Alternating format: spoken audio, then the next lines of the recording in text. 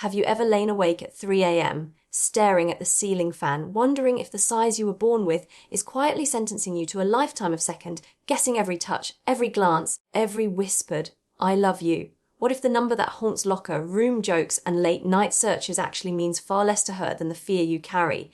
And what if I, a urologist who has measured thousands of penises and held just as many hearts in my hands, could prove it with science and stories that still make my own eyes sting? Let me take you inside the exam room where rulers meet tears, where data collides with desire, and where men finally exhale after decades of silence. It started with Daniel, a 42-year-old architect who scheduled a general checkup but couldn't meet my gaze until I closed the door. He unfolded a crumpled printout, some forum thread claiming under 6 inches equals disappointment. His voice cracked, "Doc, I'm 5.4. My wife says it's fine, but I see her eyes drift when we watch movies. Am I failing her? I set the paper aside and asked him to breathe. Then I told him about the first study that changed everything for me. A 2001 survey in BMC Women's Health where 50 women ranked penis attributes on a 1 to 5 scale. Length came in dead last at 2.1. Girth, 3.8, emotional connection, 4.9. I watched Daniel's shoulders drop an inch, the way a man does when the oxygen finally returns.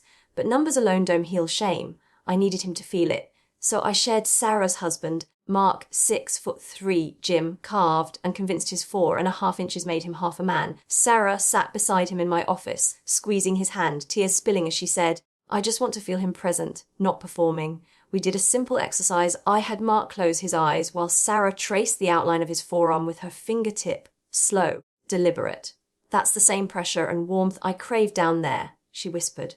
Mark opened his eyes wet. The ruler never came out of the drawer. Science backs the softness. A 2015 study is using 3D. Printed phalluses let 75 women choose their ideal for long. Term partner 6.3 inches long, 4.8 around. For one night stand, 6.4 and 5 points the difference. Statistically insignificant. What did shift preferences? Confidence, scent, voice pitch, things that live above the belt. I keep a laminated graph of that data taped inside my cabinet. Patients point to it like a lifeline, yet the most powerful evidence walks in on 2 legs. Take Luis, 29, a firefighter who measured 7.2 erect and still scheduled a consultation because his ex laughed once during sex. "She said it hurt," he muttered. I showed him the 2020 Journal of Sexual Medicine review. 15% of women report pain with lengths over 7 inches versus 4% under 6. Luis laughed, actually laughed, then cried when I said, "Your body isn't the problem, the mismatch was." I remember my own reckoning in residency. Late shift, fluorescent hum, a 19-year-old college freshman named Tyler sobbing because a hookup texted, "Lol tiny." I measured him at 5'1", perfectly average, and he still begged for surgery instead. I pulled up the 2007 BJ International study of 52,000 heterosexual men. The median erect length was 5'6" inches. Tyler stared at the bell curve, then at me. "So I'm normal." Normal. The word tasted like mercy. I sent him home with a homework assignment, ask his next partner what felt best. 6 months later, he returned for a physical. Grinning. "She likes when I go slow and stay close." Said length doesn't even register. He paused. "Doc, can I hug you?" Those hugs accumulate. There's Miguel, 58, whose prostate cancer surgery left him at 4.8 and terrified his new girlfriend would leave. I introduced him to the concept of functional length, how pelvic floor strength and angle create deeper sensation than raw inches. 3 months of kedules and open conversations later, Miguel brought her to the follow-up. She kissed his cheek and said, "I feel him everywhere. No ruler required." Or consider Ethan, 35, whose 5.5 inches felt adequate until porn warped the lens. We watched a TED Talk together, yes, in my office, where a sex therapist explained that camera angles add 2 visual inches.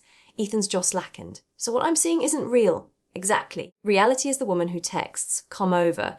Because your laugh lingers in her ribs, the data deepens. A 2014 urology study using MRI course found that the anterior vaginal wall, the famed G-spot zone, sits just 2 to 3 inches inside. Stimulate that with curve, rhythm, or fingers and length becomes scenery. I demonstrate with a flexible silicone model men exhale when they see how little real estate matters.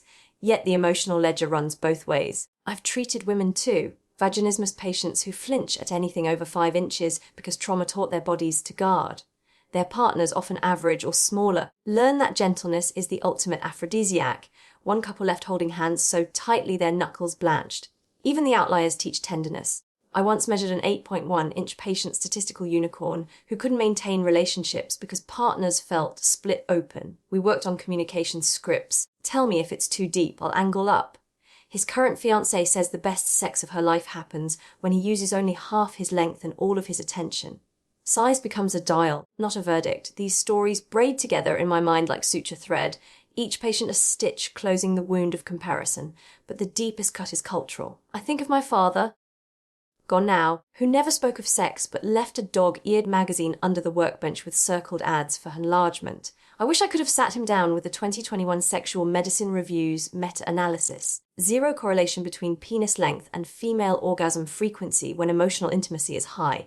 Instead, I carry that wish into every consult. When 22-year-old Noah asked if jelqing worked, I showed him the scar tissue photos first, then the satisfaction graphs. He chose therapy over traction. Smart kid. As the clock nudges us toward the second half of this confession, hold Daniel's question in your palm. Am I failing her? The answer lives not in inches, but in presence. Yet science has more layers. Curvature, girth, the clitoris's 8,000 nerve endings that eclipse any vaginal depth chart. Let's walk there together, ruler left behind, hearts wide open. Carrying Daniel's exhale into the deeper chambers, have you ever wondered why the same woman who swears size doesn't matter can still gasp when a certain angle finds her secret switch? Or why a man with modest measurements can leave her breathless while a porn star replica leaves her numb? What if the real erogenous zone isn't between her legs but between your ears? And what if I could map it with MRI scans, patient tears, and the quiet victories that still wake me smiling at dawn? Let's step past the tape measure into the pulsing truth where anatomy meets soul,